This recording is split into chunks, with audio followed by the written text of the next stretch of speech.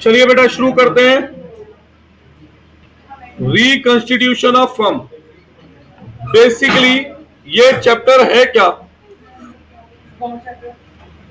अभी मैं लिख रहा हूं reconstitution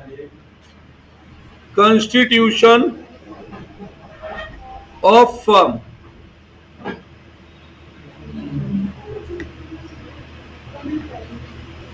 basically chapter 3, chapter 4, chapter 5 और चैप्टर 6,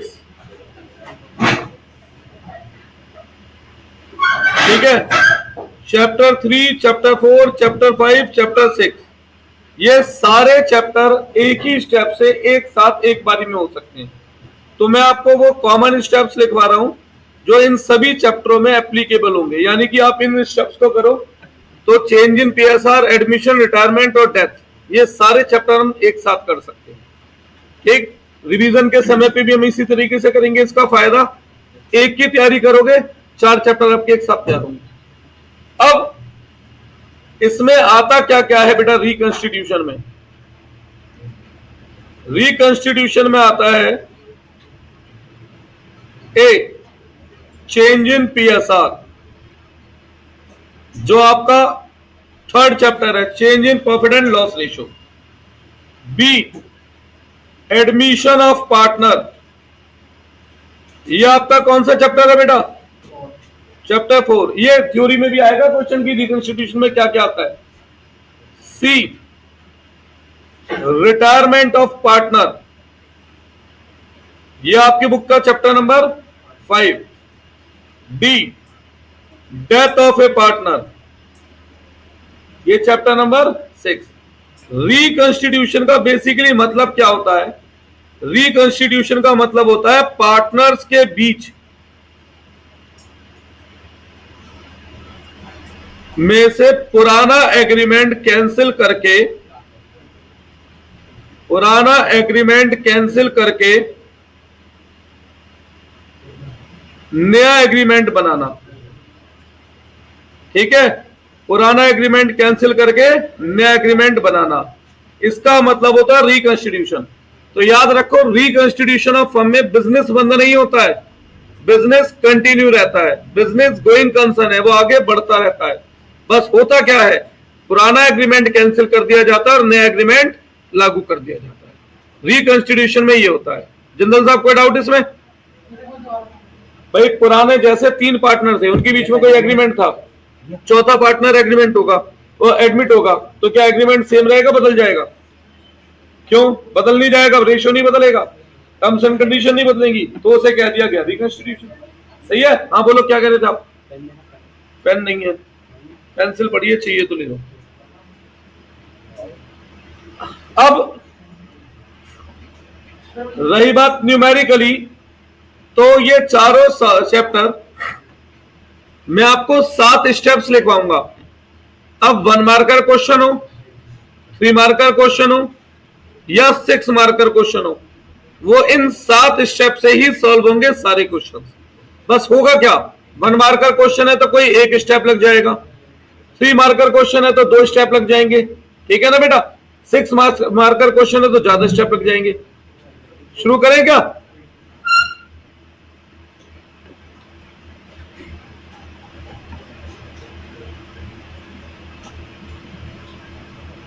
तो अब शुरू करता हूं स्टेप्स। सबसे पहले स्टेप 1, यहां मैं 2 बात बता रहा हूं। स्कूल में आपको गेनिंग सैक्रिफाइसिंग रेशियो निकलवाया कुछ नहीं? हाँ या ना? हाँ। एक तरफ लिख रहा हूं चेंज इन पीएसआर,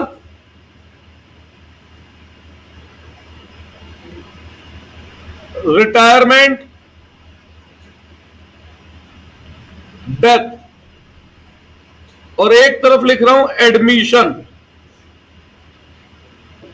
अगर चेंज इन पीएसआर है, रिटायरमेंट है या डेथ है, और एक तरफ क्या है, एडमिशन, तो इस केस में स्टेप 1 में मुझे क्या पता होना चाहिए? एक तो ओल्ड रेशो पता होना चाहिए और एक न्यू रेशो पता होना चाहिए। क्या क्या पता होना चाहिए? ओल्ड रेशो और न्यू रेशो।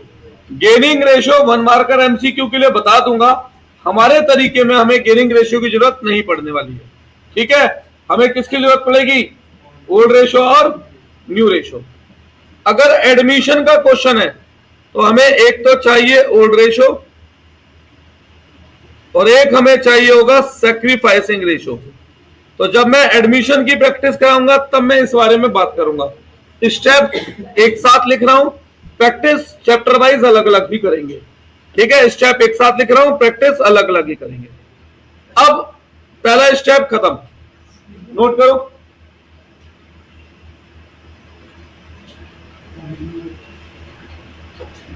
छवि जी नया चैप्टर है, फोन में ना रख के अब यहां पे ध्यान लगा लो बेटा, बहुत काम आएगा।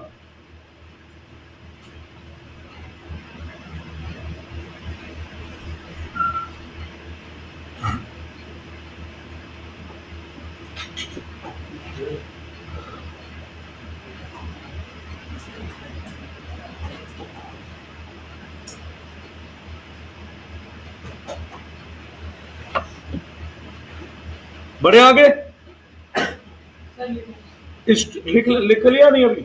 ये रेशो लिखो बताओ। जब एडमिशन की प्रैक्टिस कराऊंगा तब सिखाऊंगा ना। स्टेप्स एक साथ लिखवा रहा हूँ, नोट्स बार बार नहीं लिखने पड़ेंगे अलग अलग चैप्टरों में। स्टेप 2 कॉमन है, सभी 4 चैप्टरों में स्टेप 2 कॉमन है। Is there any old goodwill? Old goodwill कौन सी गुडविल होती है? जो ऑलरेडी अपीयर इन बुक हो,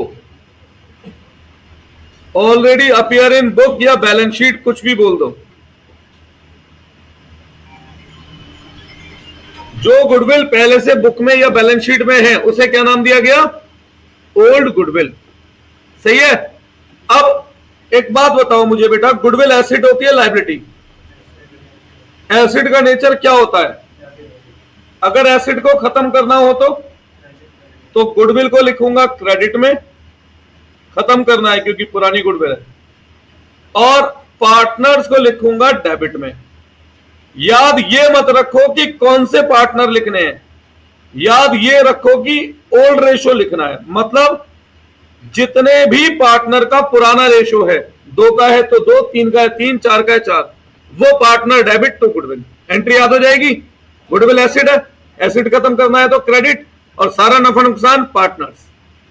ठीक है, क्लियर ये बात? अब अगर 2 पार्टनर है तो पुराने 2, 4 है तो 4, 3 है तो 3। याद क्या रखना है? कौन सा रेशो? Old ratio. अगली क्लास में प्रैक्टिस भी करवाऊंगा इन सबकी मैं। स्टेप 2 कॉमन है, चैप्टर 3 में भी सेम, चैप्टर 4 में भी सेम, चैप्टर 5 में भी सेम, चैप्टर 6 में भी सेम। क्या है ये? कॉमन।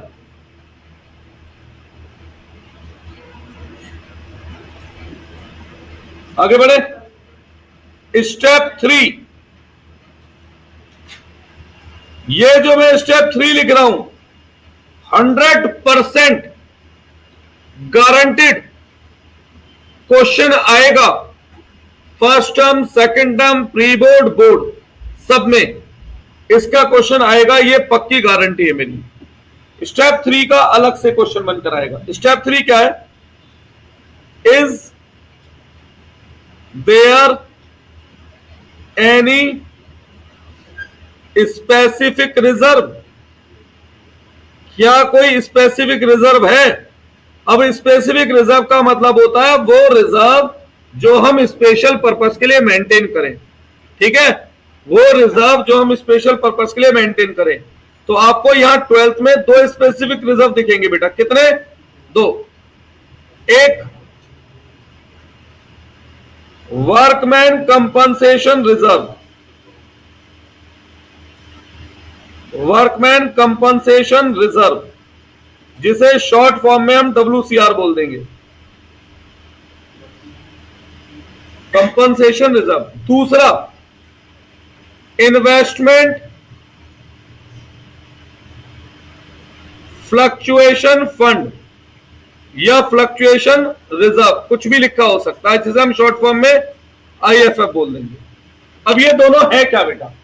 देखो मेरे यहां पर फैक्ट्री में वर्कर काम करते हैं, भगवान ना करे कल किसी वर्कर के साथ अगर कोई हानि हो जाए, दुर्घटना घट जाए, तो क्या उसे पैसा देना पड़ सकता है कंपनसेशन का? एकदम से पैसा मैं कहां से लाऊंगा? तो मैं क्या करता हूं, प्रॉफिट में से हर बार, हर साल कुछ पैसा अलग से बचा लेता हूं, इस डर से कि भगवान ना करे कि अगर कल वर्कर को चोट लगी, कोई नुकसान हुआ, तो मैं उन वर्कर्स को कंपनसेशन दे पाऊं। तो ये जो मैंने वर्कमैन कंपनसेशन रिजर्व बनाया है, ये मेनली किसके लिए बनाया है? क्या वर्कर को देना ही देना है? अरे चोट लगेगी तो दूंगा, नहीं तो अपना पैसा अपना है ही। ठीक है, अब जैसे फॉर एग्जांपल आप किसी पर्टिकुलर काम के लिए पैसा जमा कर लो, पैसा कम खर्च हो, बाकी पैसा आपका फ्री, जैसे चाहे वैसे इस्तेमाल करो। तो वर्कमैन कंपनसेशन रिजर्व एक स्पेसिफिक रिजर्व है, जितनी जरूरत पड़ गई ठीक, बाकी जो बच गया वो फ्री, यानी वो मालिकों का है, मालिक जैसे चाहे उसे बांट दे। तो देखो इसमें एंट्री क्या करनी है, इसमें वैसे आप में से कितनों के स्कूल में टॉपिक हो चुका है WCR? कितने केस कराए हैं? 5 7। मैं कहूंगी अगर एक ही एंट्री होती है तो यकीन माने एक ही एंट्री में वो 7 केस हो जाते हैं। एक ही एंट्री लिखूंगा और हम 7 केस का सॉल्यूशन करेंगे। एक ही एंट्री लिखूंगा, 7 केस का सॉल्यूशन करेंगे।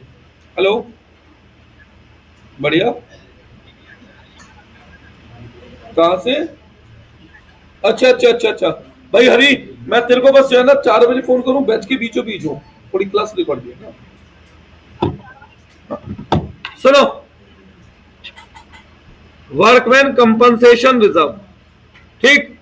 अब ये रिजर्व है, रिजर्व का नेचर डेबिट या क्रेडिट? रिजर्व होते हैं लायबिलिटी, तो इनका नेचर क्या होता है? क्रेडिट। अगर इन्हें खत्म करना हो तो क्या करूंगा? डेबिट। तो वो 7 केस, 5 केस, 6 केस जितने भी आपने पढ़े हो उन्हें एक तरफ रख दो। ये एक सिंगल एंट्री है, मैं सॉल्यूशन भी तो कराऊंगा बुक के। 7 केस, 6 केस, 5 केस इस सिंगल एंट्री से होंगे। WCR डेबिट क्यों खत्म कर रहा हूं? अच्छा, किस लिए बनाया था मैंने ये? वर्कर को नुकसान हो जाए, उस नुकसान की भरपाई के लिए। तो इसमें पहला किसका है? वर्कर के नुकसान का, है ना, उन्हीं के लिए तो बना है। टू कंपनसेशन टू एम्प्लॉय, या लायबिलिटी फॉर कंपनसेशन लिख दो आप। एक काम करो, liability for compensation to employ लिख दिया। अब अगर कोई बैलेंस बचता है, क्या बचता है बेटा? बैलेंस। अगर बैलेंस नीचे बचे तो उसे पार्टनर्स में बांट दो। कौन से पार्टनर में? ये याद मत रखो, याद रखो रेशो। कौन से रेशो में? अब ओल्ड रेशो 2 का है तो 2 में, 4 का है तो 4 में। और अगर कोई बैलेंस ऊपर बचे तो उस बैलेंस को कहां ले जाओ? रिवैल्यूएशन अकाउंट में ले जाओ। कहां ले जाओ बैलेंस को? रिवैल्यूएशन। रिवैल्यूएशन मतलब फायदा या नुकसान, ठीक है। अब बता रहा हूं, फिर उसके बाद ये रिवैल्यूएशन भी किसमें बंटना होता है बेटा? पार्टनर में। किसमें बंटना होता है?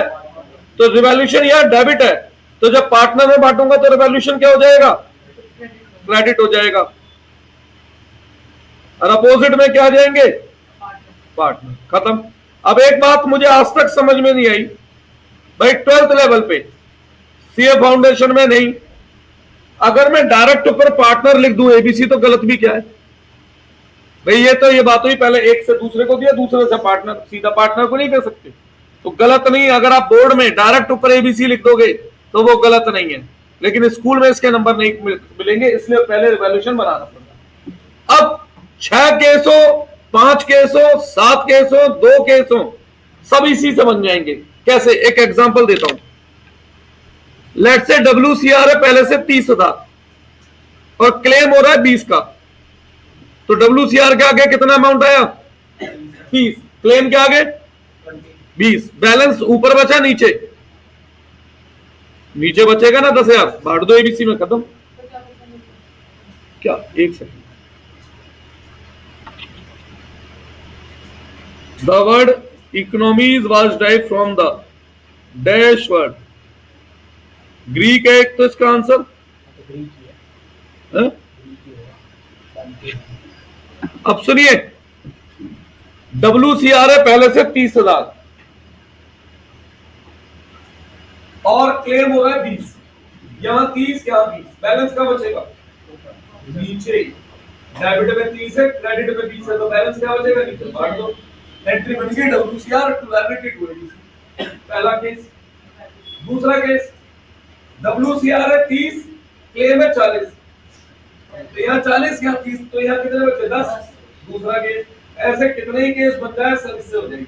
तो अलग अलग हमें 5 केस को याद करने की कोई जरूरत नहीं है, ना उसमें हमें समय खराब करने की कोई जरूरत है। अगर बैलेंस कम दे रखा है तो हाँ, बैलेंस क्या खेल है सारे, तो बैलेंस इन ओल्ड रेशो में लिख भी देता हूं, ठीक है। अब बात करता हूं IFF की। सेम IFF भी क्या होता है बेटा, एक फंड, फंड का मतलब लायबिलिटी, लायबिलिटी का नेचर क्रेडिट। भाई साहब गेम मत खेलो, मैं टेस्ट लूंगा इसका भी, इसी संडे को जितना भी करा दूंगा मैं 3 दिन में, आपसे कह रहा हूं सर। IFF डेबिट टू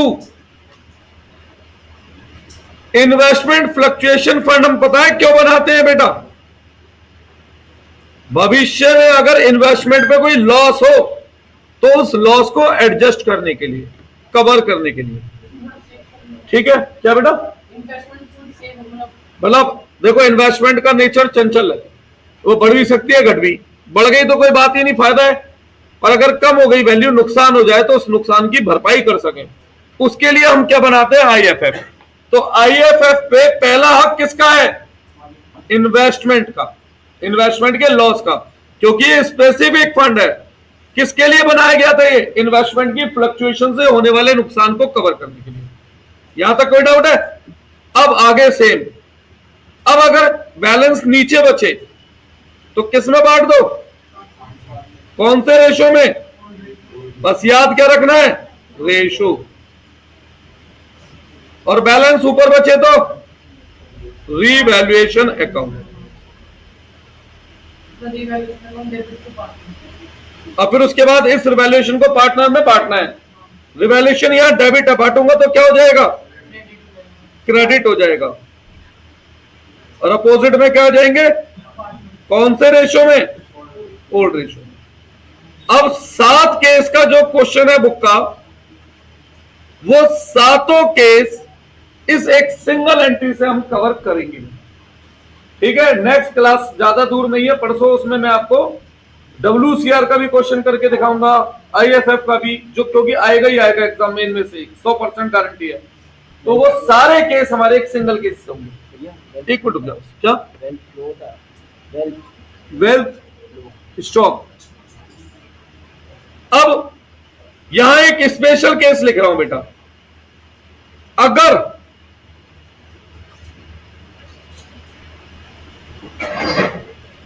आ गया, मैं दिख ही नहीं रहा कर सकता, अगर इन्वेस्टमेंट की वैल्यू बढ़ जाए, अगर इन्वेस्टमेंट की वैल्यू बढ़ जाए तो क्या करना है, ऊपर वाली एंट्री से अलग क्या करना है बेटा। अच्छा एक बात बताओ, इन्वेस्टमेंट एसेट होता है या लायबिलिटी, एसेट बढ़ेगा तो डेबिट या क्रेडिट, तो इन्वेस्टमेंट अकाउंट डेबिट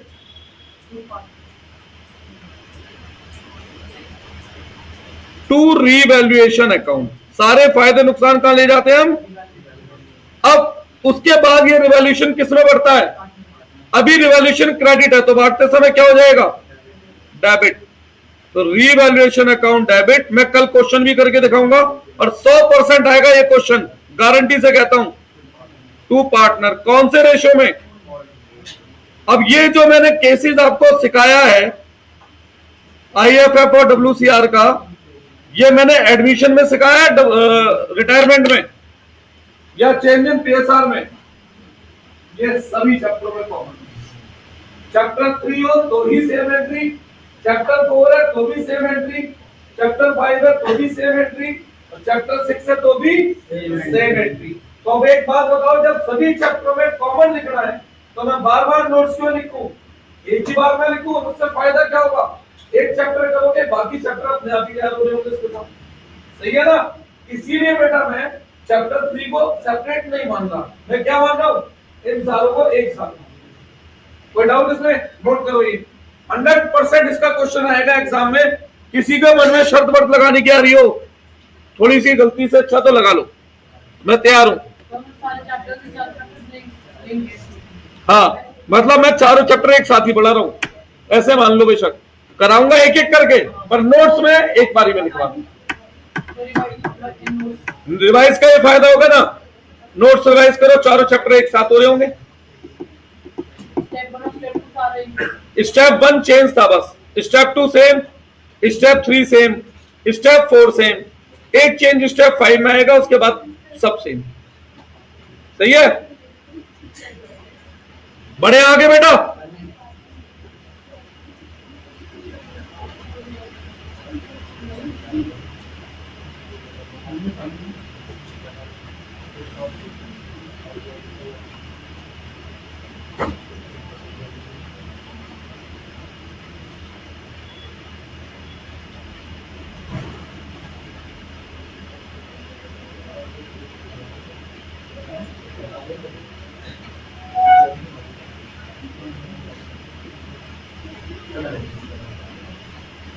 तेरा स्कूल छबिलदास है, कौन सा है? अब 26 तारीख से ही है पेपर। अब पहला चैप्टर तो देख हो नहीं पाएगा, क्योंकि उसको तो मैं जून में कराऊंगा बेटा, 20 दिन लेकर, मिनिमम 20 दिन चाहिए उसके लिए। पर अगर रेगुलर आया तो बाकी 3 हो जाएंगे। गुडविल भी एक बार करा दूंगा थोड़ा सा अलग, ठीक है बेटा? आगे बढ़े क्या? नहीं, चलिए। तो अब आते हैं स्टेप, कौन सा था ये? 3। स्टेप 4। स्टेप 4 के बेस पर भी गारंटी से कहता हूं एक क्वेश्चन आने वाला है अभी, फर्स्ट टर्म में, सेकंड में और बोर्ड में। Is there any other reserve? Is there any other reserve? अब अगर रिजर्व है और भी कुछ उन ऊपर 2 के अलावा, ऊपर कितने रिजर्व पड़े बेटा जिंदल साहब? हमने 2, WCR और IFF। तीसरा कौन सा पड़ा? ऊपर कितने रिजर्व पड़े थे? 2। उनके अलावा अब कोई और रिजर्व है तो देखो, इन अदर रिजर्व को पहले एंट्री कराने से पहले मैं बताता हूं, रिजर्व 2 होते हैं बेटा। एक पॉजिटिव रिजर्व, पॉजिटिव रिजर्व वो होते हैं जिनका नेचर होता है क्रेडिट, जो किस साइड गिवन होते हैं? लायबिलिटी। उसमें क्या क्या आ जाता है? जैसे general reserve, reserve fund, P&L credit, contingency reserve, ठीक है?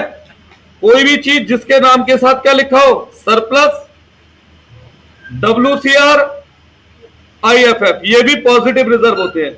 लेकिन WCR, IFF तो हम ऑलरेडी कवर कर चुके हैं, तो अदर रिजर्व में क्या क्या रह गया? General reserve, reserve fund, P&L credit, contingency reserve या सरप्लस। ये किस नेचर के होते हैं? क्रेडिट। कहां के बिन होते हैं? हमें लायबिलिटी में।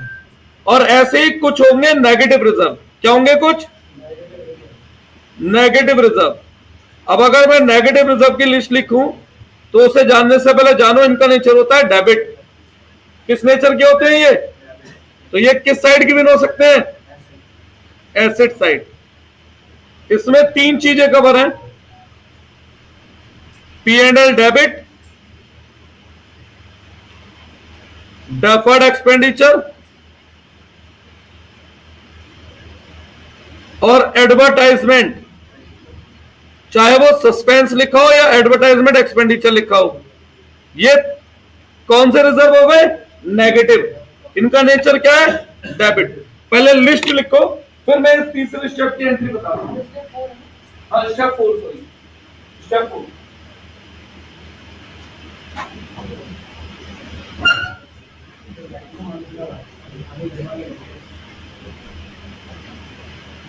लिख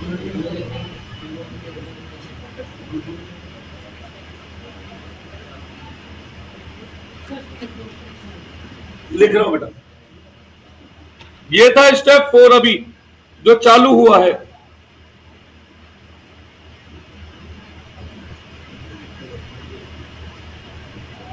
minimum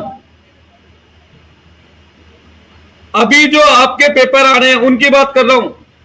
step 3 plus step 4 minimum 7 number तो हैं ही हैं ये दो मिलकर। स्टेप 3 और स्टेप 4 मिलकर मिनिमम कितने नंबर? 7 नंबर हैं। ये मिनिमम 7 नंबर हैं स्टेप 3 और स्टेप 4। लिख लिया ये। अब बात करता हूं एंट्री की। देखो बेटा यहां पर दो सिचुएशन है। यहां पर दो सिचुएशन है।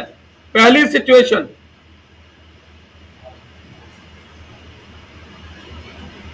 If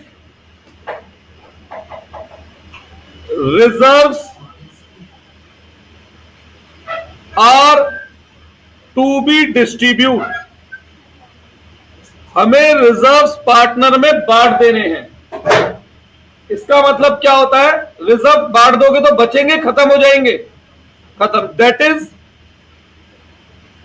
reserve are not to be shown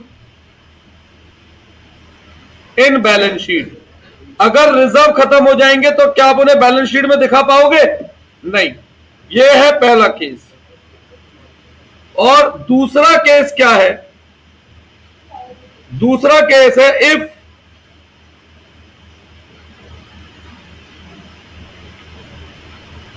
reserve are not to be distribute, reserve नहीं बांटने। तो अगर रिजर्व नहीं बांटूंगा तो क्या वो खत्म हो जाएंगे या बच जाएंगे? तो यानी उन्हें बैलेंस शीट में दिखाना है। That is reserve are to be shown in balance sheet. 100% guarantee से कह रहा हूं आपके स्कूल वालों ने केस करवाया होगा, क्योंकि ये केस एग्जाम में आता ही आता है। कौन सा वाला? If reserve are not to be distribute का करवाया होगा पक्का। और आप कहते हैं नहीं तो आपको गलतफहमी है, भूल रहे हैं आप। अब बात करते हैं इसकी, if reserve are to be distribute की। अब मैंने आपको क्या बताया? रिजर्व कितनी कैटेगरी में? दो, एक पॉजिटिव और दूसरा नेगेटिव। पॉजिटिव रिजर्व कौन से हैं? उनका नेचर क्या है? अगर पॉजिटिव रिजर्व को बांटूंगा तो पॉजिटिव रिजर्व बढ़ेंगे, खत्म होंगे? खत्म होंगे। और क्रेडिट वाली चीज खत्म होगी तो क्या करते हैं हम उसे? डेबिट। तो एंट्री बनी positive reserve account debit to partner. कौन से रेशो में? कौन से चैप्टर की बात कर रहा हूं मैं? सारे चैप्टरों में ये एंट्री फिक्स है, कॉमन है, जीरो चेंज। सभी चैप्टरों में क्या है? ये कॉमन है। अब अगर मैं नेगेटिव रिजर्व की बात करूं, नेगेटिव रिजर्व कौन से थे बेटा? देख के बताओ जरा, जो डेबिट में है। शगुन फोन में लग रहे हो बेटा? नहीं देना पेपर 26 तारीख वाला? बताओ आप मुझे। नया चैप्टर शुरू है बेटा, तब ये काम करोगे तो कैसे काम बनेगा? कल से आगे बैठोगे तुम दोनों, छवि और शगुन। मैं ध्यान दूंगा कितना पढ़ रहे हो, मुझे नंबर चाहिए बेटा सबके। नेगेटिव रिजर्व का नेचर क्या है बताओ? डेबिट मतलब एसेट, मतलब डेबिट। तो अगर मैं इन्हें बांट के खत्म करूंगा डेबिट वाली चीज को, तो क्या करना पड़ेगा? क्रेडिट। तो नेगेटिव रिजर्व होंगे क्रेडिट। मैं तो तुम्हें यार एंट्री बनाने का भी तरीका बता रहा हूं, याद हो जाए। जो आप ध्यान ही नहीं दोगे तो क्या करूंगा? और पार्टनर क्या होंगे? कौन से रेशो में? अब मैं कहता हूं एडमिशन का क्वेश्चन आ जाए, चेंज इन पीएसआर का क्वेश्चन आ जाए, या रिटायरमेंट का। अब एक कॉमन सेम एंट्री है, कोई चेंज ही नहीं है, तो क्यों हम बार बार 4 अलग चैप्टर माने? एक ही बात मान के उस पर अच्छे से प्रैक्टिस ना करें। ठीक है जिंदल साहब, कोई डाउट? रियांश बेटा कोई? अब बात करता हूं reserve are not to be distribute की। तो आपके स्कूल में कोई ऐसी एंट्री तो नहीं करवाई? गेनर अकाउंट डेबिट टू सैक्रिफाइजर, कुछ आ रहा हो सुनने में ध्यान सा? तो आपको यहां पर गेनिंग सैक्रिफाइसिंग रेशियो निकलवाया हो पहले, उसके बाद एंट्री करवाई हो, कुछ ऐसा करवाया ना? अगर मैं बिना गेनिंग सैक्रिफाइसिंग रेशियो निकाले ये एंट्री बना दूं तो कोई दिक्कत? Same amount, gainer account debit to sacrificer. बेटा हमेशा याद रखो, जो रेशियो का सैक्रिफाइस करता है उसे कुछ बेनिफिट मिलता है दूसरों से, तो जब पार्टनर को कुछ मिलता है तो पार्टनर क्रेडिट होता है। अब ये एंट्री कैसे बनाऊंगा? सुनो, मैं गेनिंग सैक्रिफाइस कर ही नहीं रहा ना भाई, मेरी बात तो सुनो। जैसे पार्टनर है 3, ठीक है, अभी रुको, इसे भी छोड़ो। देखो जितने भी पॉजिटिव रिजर्व है उन्हें करो प्लस, और जो भी नेगेटिव रिजर्व है उन्हें आपस में कर लो माइनस। एक अमाउंट निकल कर आ जाएगा। इस अमाउंट से हमें एंट्री बनानी होती है गेनर टू सैक्रिफाइसर, पर ना तो मेरे को गेनिंग की जरूरत है ना सैक्रिफाइसिंग की। मैं तरीका बता रहा हूं एक, ये जो अमाउंट आया इस अमाउंट को एक बार बांटो ओल्ड रेशो में, क्रेडिट। इसी अमाउंट को एक बार बांट दो न्यू रेशो में, डेबिट। डिफरेंस कर लो, अपने आप डेबिट क्रेडिट और अमाउंट बट के आ जाएगा। ना गेनिंग रेशो निकालना है ना सैक्रिफाइस। जिस पार्टनर को डेबिट होना है वो खुद डेबिट होगा, जिसे क्रेडिट होना है वो खुद क्रेडिट होगा, ठीक है। जितना अमाउंट आना है खुद आएगा। ध्यान से सोचोगे, पता है मैंने क्या करा है? जो पास्ट एडजस्टमेंट सिखाई थी ना मैंने, शुड क्रेडिट और एक्चुअल डेबिट, बेटा मैंने उसी पास्ट एडजस्टमेंट को यहां वर्किंग की तरह यूज करा, ठीक है। दिख नहीं रहा, बहुत छोटा है यार। Revenue receipt, income tax, corporation tax, ST, सारी फिर और पॉइंट करना है। इसे यूज करके दिखाऊंगा ना अभी। सर जैसे ओल्ड रेशो में कौन सा अमाउंट फोकस करना है?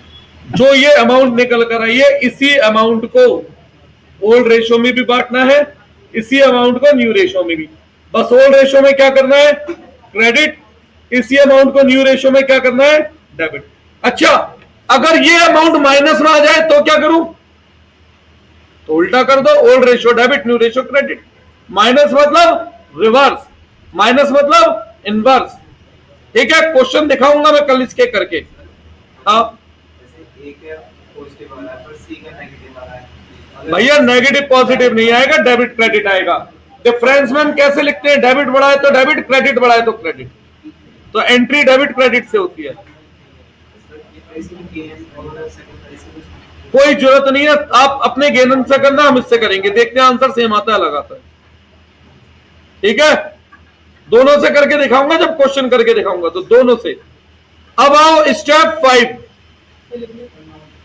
लिखवा रहा हूं, एक सेकंड रुक जाओ बस। ये लो, लिखो इसे, क्योंकि ये स्टेप तो वैसे भी सबसे मोस्ट इंपॉर्टेंट स्टेप है।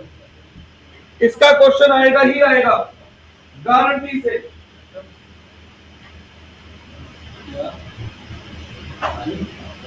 नोट्स का है बेटा, कैसे बेटा? मैं तुम दोनों ईमानदारी से बता रहा हूं, इस साल पास होने की एक बार भी सोचिए नहीं। गुडविल दिखाना कितना पता है कितने नंबर का आएगा? कितने नंबर का भी नहीं, 50 का। कम से कम 20 से 25 नंबर का इस चैप्टर का आएगा। इस चैप्टर कैसे करोगे आप मुझे बताओ। तेरे का नोट तुम दोनों क्या आ गया? अभी तक कुछ महीने, हफ्ते, 2-3 पढ़ने में ध्यान लगाओ। तेरे स्टेप्स का है? शादी करने जाए ना तो बीवी की फोटो ला के रखियो घर में। अभी भी फोटो से काम चलेगा ना। खाना भी क्यों खाता है? फोटो खींचेगा खाने की। कपड़े भी क्यों पहनता? फोटो खींच लेगा। और फोन यहाँ पर टांग दिया, हो गए कपड़े।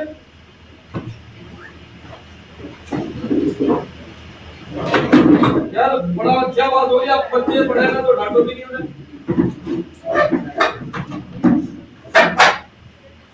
बेटा उस पर बैठो, वहां पे लिखने के लिए यहाँ जाओ। ये रहा, खाली कर दिया मैंने। यहाँ लिखने के लिए तो मिलेगा।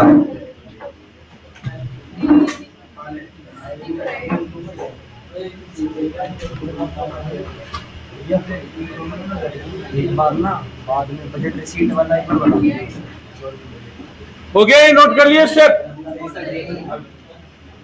करो जल्दी से।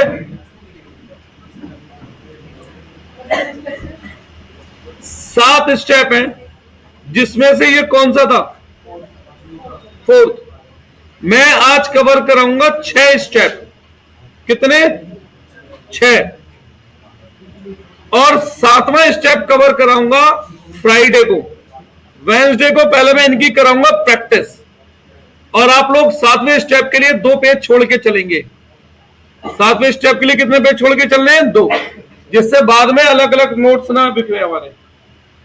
अब आगे बढ़े, सुनिए तो। स्टेप 5, फॉर, ये स्टेप डिफरेंस है for new goodwill of firm.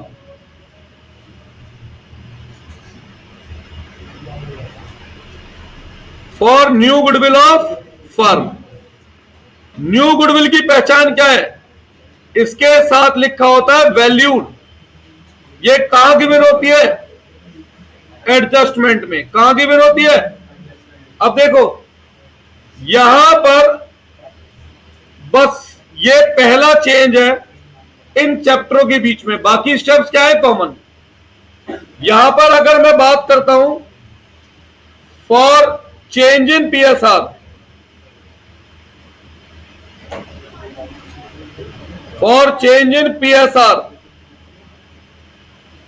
Retirement और डेथ की, for change in PSR, retirement और डेथ की, तो जो भी फर्म की न्यू गुडविल दे रखी है उसके लिए हमें एक सिंगल एंट्री बनानी होती है, गेनर अकाउंट डेबिट टू सैक्रिफाइसर। इस एंट्री का चैप्टर नंबर 3 में बहुत ज्यादा रोल है। ठीक है, इस एंट्री का चैप्टर 3 में बहुत बड़ा रोल है। गेनर डेबिट टू सैक्रिफाइसर, ये एंट्री दोबारा देख रहे हो ना। अब किस अमाउंट से ये एंट्री बनाते हैं? देखो,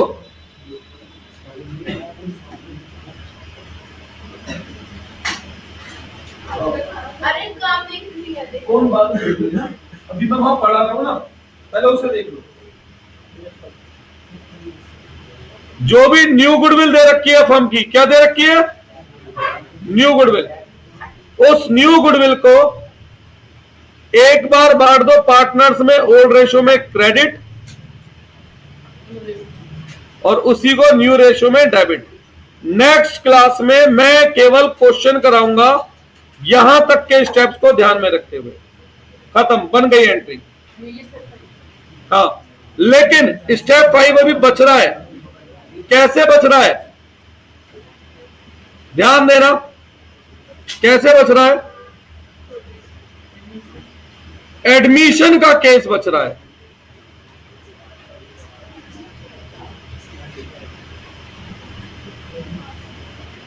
तो देखो, यहां पर सबसे पहले बेटा एंट्री क्या होती है? जब नया पार्टनर बिजनेस में आता है तो हम उससे पैसा मंगाते हैं, तो वो पैसा लाता है। ठीक है, किस किस चीज का? एक तो अपनी कैपिटल का। मैं मान के चल रहा हूं नया पार्टनर डी है। क्या मान के चल रहा हूं? नया पार्टनर कौन है? डी। एक तो अपनी कैपिटल का, और इसके अलावा गुडविल का पैसा लाता है। अभी मैं बताता हूं ये गुडविल का पैसा क्या है। डीज प्रीमियम फॉर गुडविल। अभी बताता हूं क्या मतलब है इसका, सुनो। मैं, हर्षित और अंकित, हम 3 पार्टनर पिछले 20 साल से कोचिंग सेंटर चला रहे हैं। हमने मेहनत की, अपने कोचिंग का नाम करा, तो आज हमारे नाम की वजह से हमारे कोचिंग को पास एक्स्ट्रा बच्चे आते हैं, जनरल और बच्चे। ठीक है, और बाकी कोचिंग की फीस 1000 है, हमारी 1800, तो हमें एक्स्ट्रा पैसा भी मिलता है। सही है। मैं अकाउंट पढ़ाता हूं, उनके दी को पढ़ाता है भैया हर्षित, तो अब एक शगुन आती है हमारे पास और हमसे कहती है कि भैया मुझे ऐसे पार्टनर अपने साथ जोड़ दो, मैं मैथ्स पढ़ा दूं। ठीक है, आपका कोई नुकसान नहीं होगा क्योंकि आपका तो सब्जेक्ट है नहीं। अब हम शगुन को जोड़ते हैं अगर, तो शगुन को फायदा मिलेगा नुकसान? शगुन को मिलेगा फायदा।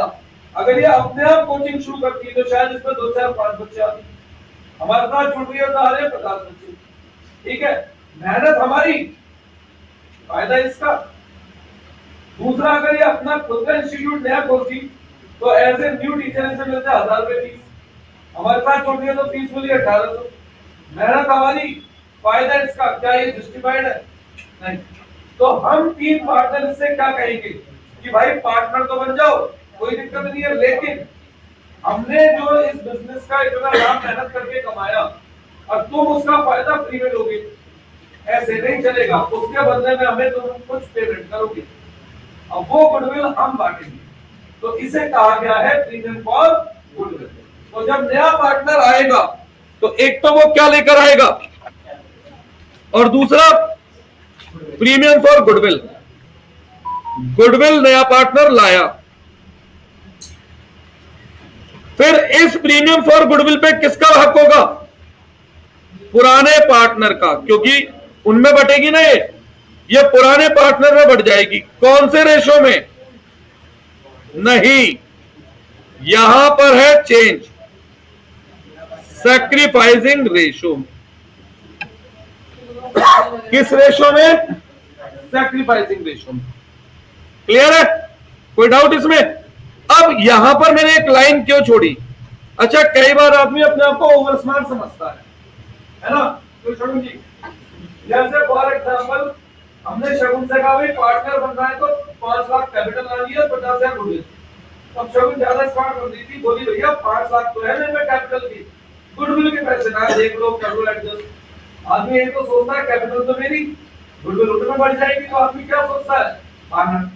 तो हम कहते हैं बेटा कोई बात नहीं, ऐसा नहीं है, हम क्या करेंगे, एक अकाउंट ओपन कर देंगे इसके नाम से। किस नाम से? डीज प्रीमियम अकाउंट। तो डीज प्रीमियम कह रहा हूं, सॉरी,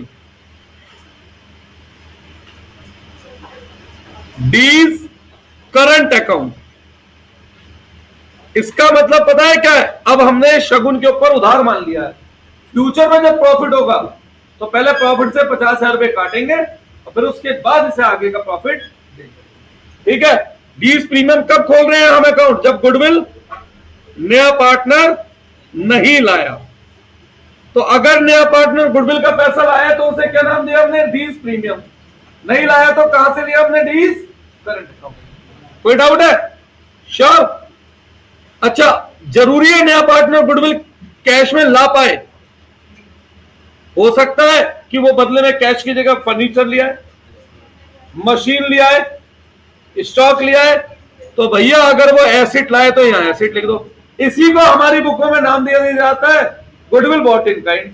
अब एक कैश में आ रही है तो कैश डेबिट, काइंड में आ रही है तो वो जो चीज आ रही है गुड। अलग अलग केस करने की जरूरत नहीं है, ठीक है। नोट करो। चलो आज ये 5 स्टेप लिखते हैं। अगली क्लास में इन 5 स्टेप से पहले क्वेश्चन कराऊंगा, फिर आगे बढ़ूंगा। 1 मिनट रुक जाओ बस।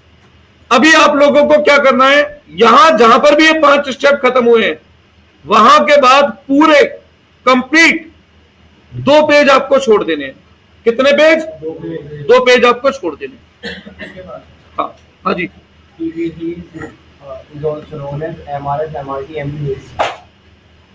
पीपीसी, इसे पीपीएस कहते हैं, ट्रांसफॉर्मेशन कर्व कहते हैं। तो पूरी बात क्यों नहीं पढ़ता यार हमेशा? तो वही तो तूने पीपीसी का इसमें लिखा है स्लोप ऑफ पीपीसी, तो एमओसी और एमआरटी दोनों सेम बात है। अब पूरी बात पढ़ेगा नहीं, फिर मैं क्वेश्चन में आंसर मैच नहीं होगा, फिर बात हो जाती है भाई। और वो बता दो इन विद मार्केट स्ट्रक्चर